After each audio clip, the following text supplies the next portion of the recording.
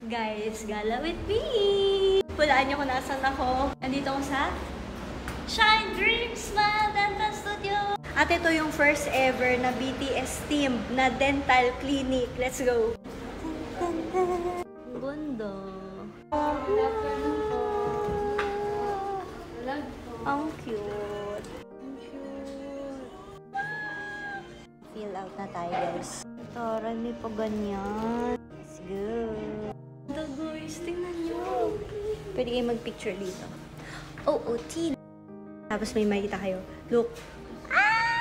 Tapos may makikita kayong maganda. Oh, diba? Ganda. May pogi dito. Para hindi nasasakit yung ngipin nyo pag nandito makikita nyo na sila. Diba? Grabe, ang HD din ng mga study. Grabe na yan. May pogi din doon, guys. Sumisilip. Ano ba yan? Tapos ito, meron din silang mga pagganito sa wall nila. Ang taray, BTS inspired talaga siya. And again, hello! Ang ganda din pala dito mag-picture. Nila, guys. Whale yan. Tapos moon. Ano siya? May music. Woo! Ito, tingnan nyo, guys. Pag nag-toothbrush ka, gano'n ka. Ganda, guys. 1,500 to. Pupunta na akong CR, ha? Be your own reason to smile. Ang ganda! Oh, pwede ka rin mag-picture taking dito sa CR nila.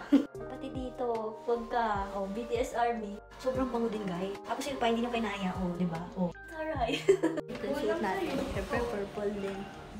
OOTD.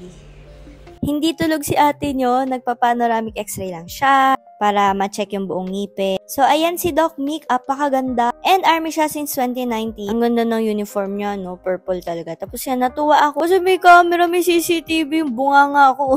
So, dito yung na-explain ni Doc yung mga dapat ayusin sa ngipin ko. Ang saya rin kasi hindi na ako nahirapan makita yung buong ngipin ko, yung gilagid ko, yung dila ko. Tapos ito naman yung panoramic x-ray natin. Ito nga pala yung in-avail ko Armis, yung teeth whitening promo nila. May consultation yan tsaka mild cleaning for only 7,777. Grabe ang gaan ng kamay ni Doc. Pwede ka manood dito or mag-sound trip. Naging baby sadya ako dyan. Gawa ng buhok. So, dito, kina-compare na ni Doc yung kulay ng ngipin ko ngayon. Tapos, ayan, nag-start na yung procedure. Mahaba yung procedure pero hindi ako nainis. Kasi, ayan, nadadivert yung attention ko. So, ito na yung tsura ng ngipin natin. Pumuti na nga siya. Nakatuwa naman. Kitang-kita talaga yung change. Ang ganda ni Doc. Tingnan niyo naman.